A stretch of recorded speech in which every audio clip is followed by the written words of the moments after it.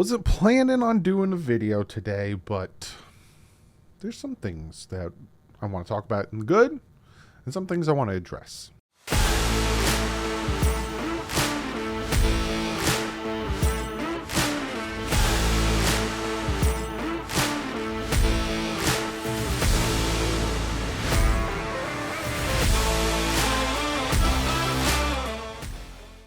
What is up, Finn fans? Yes, normally I take these Wednesday nights. This is when I normally record the night before.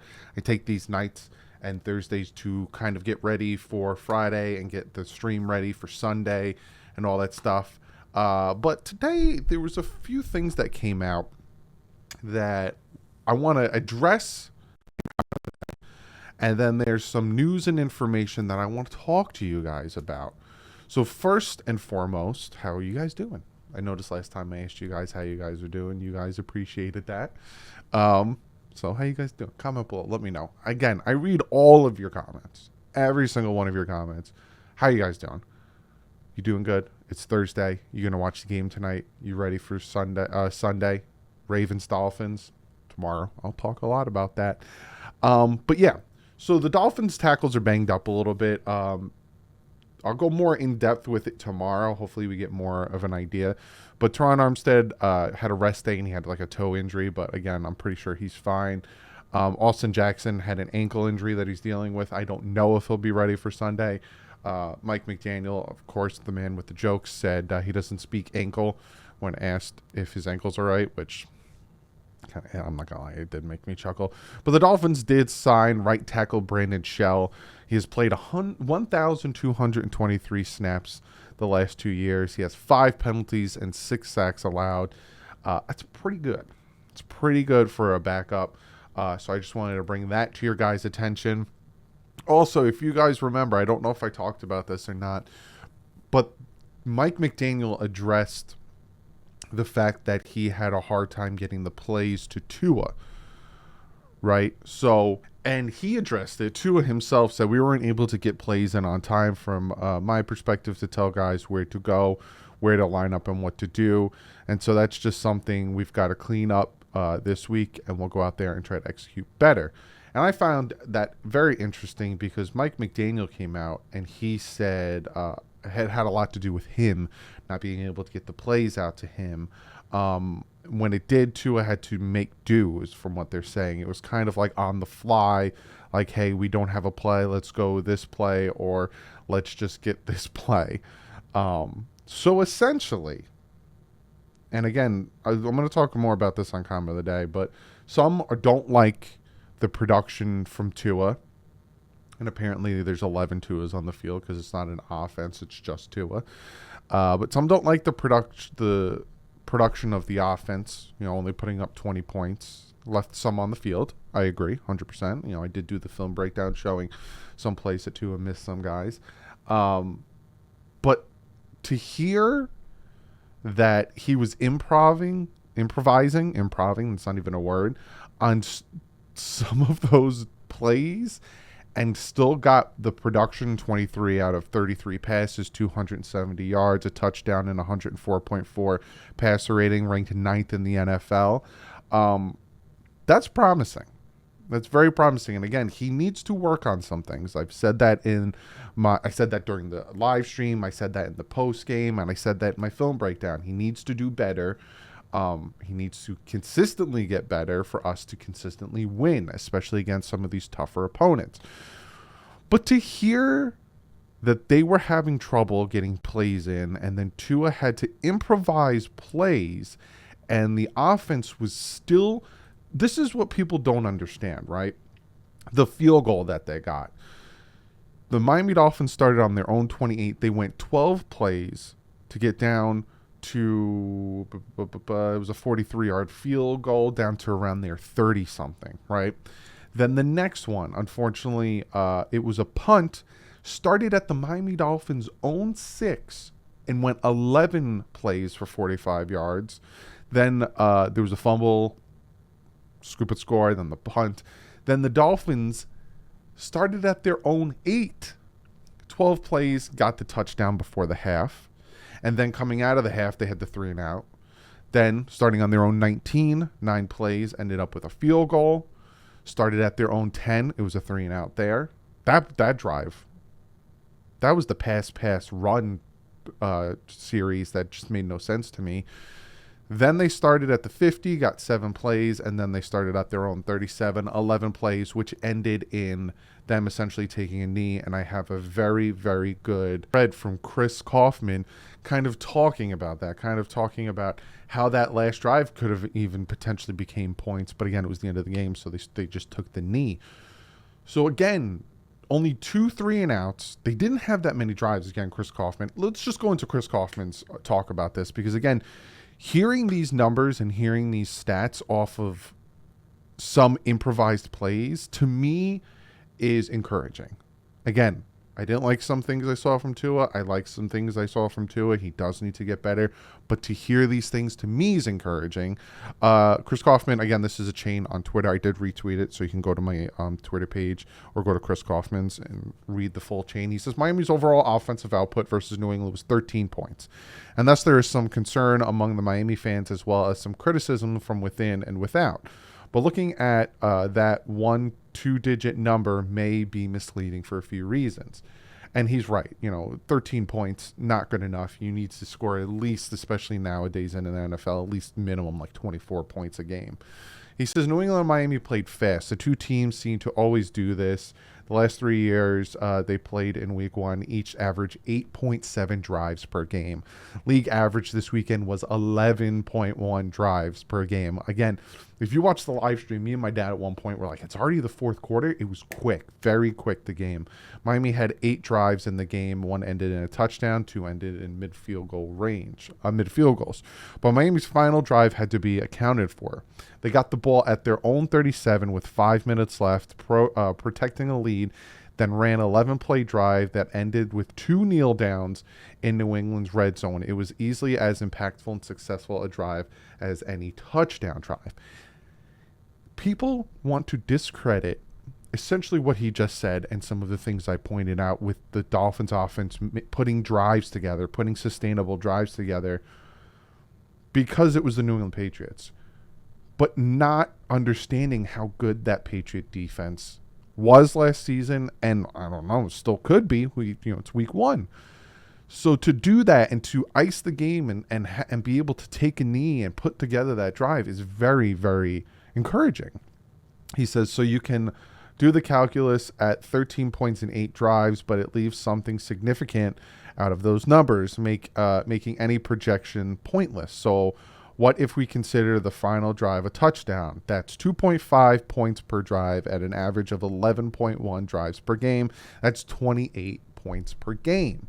Considering Miami only had 1 3 and out the whole game in those 8 drives, I'm pretty sure it was 2. I think he might have missed one. They're currently, or did they get a first down on 1 pass? They're currently number 2 in the NFL at 7.6 plays per drive, and number 8 in the NFL at 38.4 yards per drive. And 2.2 points per drive would currently rate them number 5 in the NFL if you scored it that way.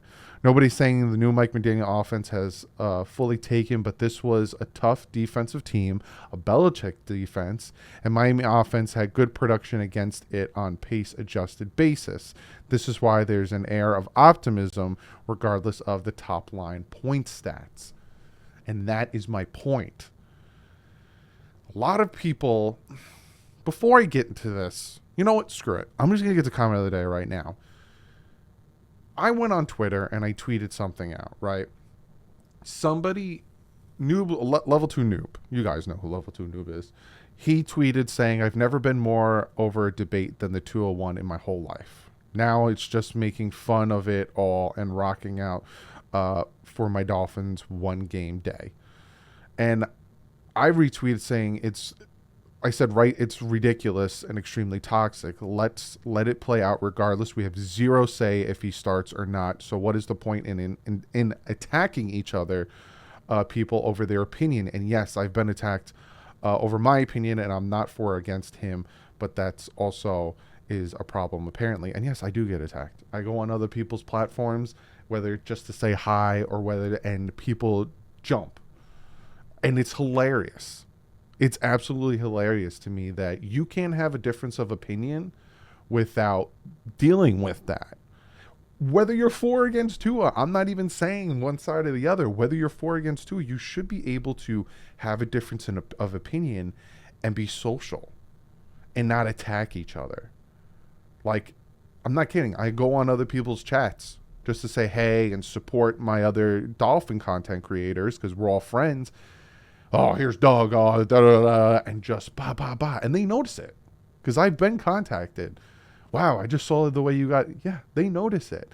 I also said, also us content creators and covering the team have to stop building and causing the divide in the fan base. Pinning one section of the fan base against another isn't helping. This really getting ridiculous that we won on Sunday, but we couldn't get at least 24 hours to enjoy it.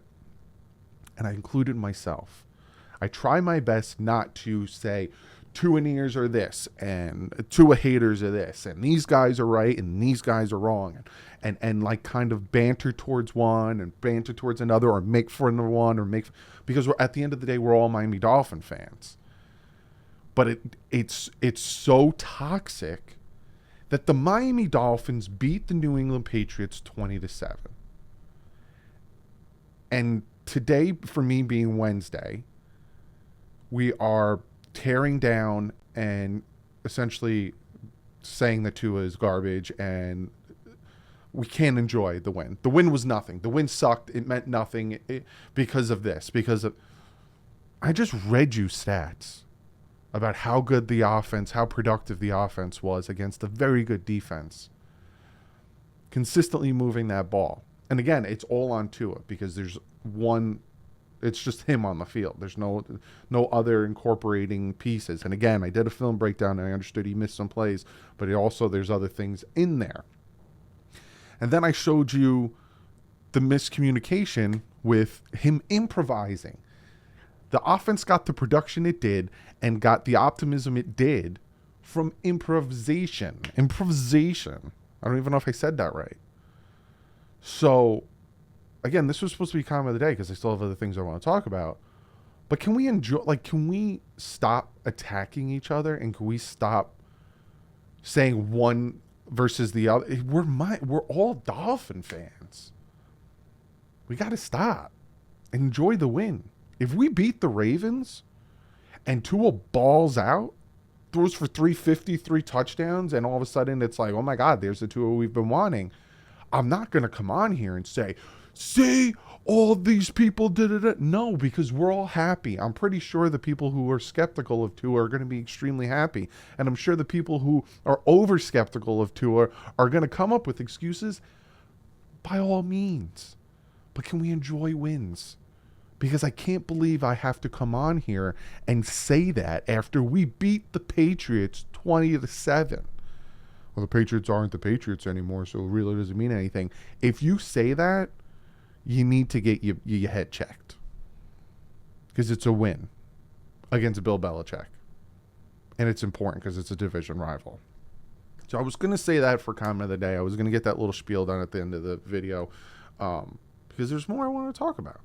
Obviously, Sean Payton came out and he said something. Ryan Fitzpatrick came out and he said something. So we're going to listen to those two. We're going to see what they had to say. Watch me get copyright strike. I'm not even going to show it. We'll just listen to it because this might be on Fox or something and I'm probably going to get copyright strike. So we're just going to listen to what Sean Payton had to say about Tua versus Teddy. I think at some point we'll see Tua in Miami. I think at some point, and they played well yesterday with Tua, but Teddy Bridgewater I've had before. He's an outstanding player. And I think that's one of the unique things this year. I counted 8 teams where I believe we're going to see multiple quarterbacks play, not relative to injury, but just a controversy, if you will. I think at some point we'll see Tua in Miami. So essentially he's saying he thinks that Tua is going to get benched and they're going to put Teddy in.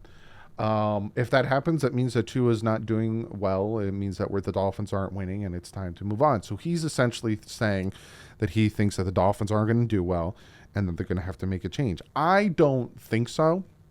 My opinion, I don't think so. I don't think that's going to happen. Again, I'm giving Tua till about week 5 to show me the progression I need to see to be like, I'm backing that kid 100%. But I don't think so. I don't think they'll switch to Teddy, especially because it's Mike McDaniel's first year, and from what I'm seeing, Tua's not playing bad enough that they need to. You know what I'm saying? If he stays on the pace that he did Sunday, it's not bad. Like, it's not horrible. I've heard people say it's horrible. I don't agree with that. Again, and they say, watch the film. And I'm like, I do. I break down the film. That's the other thing. People need to come up with their own opinions on things and their own assessments on things. That's why I give you guys the facts. I give you guys the audio. I give you guys the video. I give you guys everything. I give you it. And I have you guys come to your own conclusions as I come to my own conclusions.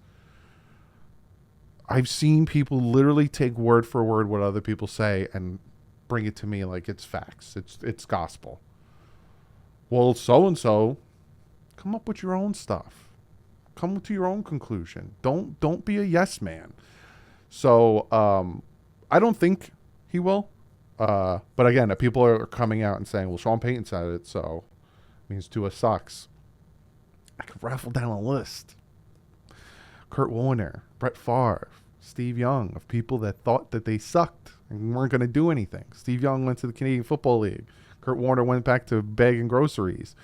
Brett Favre got traded from the Falcons to the Packers. Those guys are Hall of Famers. And those guys are Super Bowl winners. Not saying Tua's going to be that. Or, I know, or I can tell people are going to go. Blah, blah, blah. Not saying he's going to be that. We don't know. We don't know. Let that play out. And then this last one is Ryan Fitzpatrick talking about Tua. Tell us for the Tua believers out there. Two and on. I'm a member of Two and Big on. Cats and Two and on. Mm-hmm. Wow. He said he's a big member. I'm too agnostic, I think. I don't know. I don't know what to expect about him. But just give somebody something to look forward to. Like, what does Tua do better than most quarterbacks can do? Be careful. Because I know. we're listening. I get it. I get how, like, dicey of an opinion every opinion is around Tua. But so if you're a top. That's exactly what I talked about in my spiel about the toxicity, about it's like politics. And he even said it, how dicey it is to have an opinion, whether it's for or against Tua. That needs to not be a thing. Top 10 quarterback. Like, you have to have at least one trait that is absolutely special, that something you can do that really nobody else can do. Josh Allen, I think we all see the arm talent. We see the way he can scramble and run, the hits that he can take, the hits he can deliver. Herbert, physically, same thing. With Tua, it's not the arm strength. It's not the ability to run. It's not the ability to scramble or get out of trouble. So what is it? You know, people would say, well, he's a winner. Tyreek Hill said he's the most accurate quarterback I've ever seen. Now, when I first saw Tua, what popped out to me, because it's hard for a young quarterback to come in and do this, anticipation and accuracy. Like, those are the things that he has to be elite at. And I think that he is very, very good at, very accurate, and can anticipate. The problem is sometimes you have to create, and he can't. He's not going to be able to scramble, and he'll be able to scramble, get out of trouble, and get you 5 yards, but he's not going to be able to scramble around, escape the pocket, and make the big plays down the field. So he has to take what he has that's elite is his accuracy, and hopefully as he gets better, his decision-making, and he has to be the best in the NFL at it because he's limited in some of those other ways. Yeah, 100%. You got to take, like he said, you look at Josh Allen. Josh Allen is not, his first 2 years, he was not accurate at all. Even into his third year, they had to bring in Stephon Diggs so he can, that man has a catch radius that is the entire field. But Josh Allen, what he's elite at is his arm strength and his mobility. Tom Brady is not elite at his mobility, and his arm strength isn't elite. But he has kind of the same thing. And again, I'm not comparing to Tom Brady, but he has that accuracy, that anticipation, and able to read the defense. Same thing with Peyton Manning. They have their knowledge of it. Those things are the elites. Those things, changing audibles, messing with the defense, all that stuff. Tua has, like Fitz said, the anticipation and the accuracy. And he needs to have those shine. Because if you have that pinpoint accuracy and you have that anticipation on your throws and being able to put the ball where only your receiver can get it. And because a lot of people look at that touchdown pass to Waddle and think it was just Waddle. It wasn't just Waddle. If Tua doesn't put that ball exactly where it needs to be, Waddle's not able to break those 3 tackles, not able to continue the run and get the touchdown. So he needs to take those things and make them elite, because that's what will separate him from these other quarterbacks. Yeah, Lamar Jackson, crazy fast, strong arm, but again, these mobile quarterbacks are going to be taking hits, not going to have a long career. You look at the reason why Tom Brady's been playing now, and he's 74, is because he doesn't take the big hits. He doesn't run if he doesn't need to. That's where Tua needs to, take his advice from and take his tape from. Be smarter with the ball. Be smarter with the decisions. Don't take these unwarranted sacks. There's a lot that needs to be worked on. One last thing I'm going to talk about before I get out of here. I was not expecting to make a 20-something minute video, but when I start talking, I start talking. Another thing that was brought to my attention, someone showed me this, was Tua talked about he was short, and he needs to see the receiver, and the receiver needs to see him for there to be completions. People act like being 6 foot, because Tua's around 6 foot, 6'1", is something new in the NFL. Russell Wilson, Drew Brees, Kyler Murray, but Russell Wilson and Drew Brees are the guys that first come to my mind that he's the same height as, and they're incredibly successful in the NFL. Both are Super Bowl winners. So again, to say like, well, see, he's short, he can't do it, it's not true. There's even quarterbacks back in the day that are his height or shorter that were successful. Who cares? And again, I'll see you guys tomorrow, because we're going to be breaking down the Ravens game. But let's just enjoy wins, because we don't know how many we're going to get. Last year, we won week 1, and then we didn't win another game for 7 weeks. And then all of a sudden, you don't enjoy that win, and then you're miserable. So enjoy the win. I love you all. Regardless, if you agree with me or disagree with me, the fact that you're watching, the fact that you subscribed, the fact that we have conversations in the comment section means the world to me. You give me time, I give you time. I appreciate it. Love you all. I'll see you guys tomorrow. Be nice to each other, regardless if you have a difference of opinion. It's just football. We have no control over anything that happens to our team. So let's be nice to each other. Plain and simple. Love you guys. I'll see you tomorrow. But like usual, stay classy. I'm Fins out.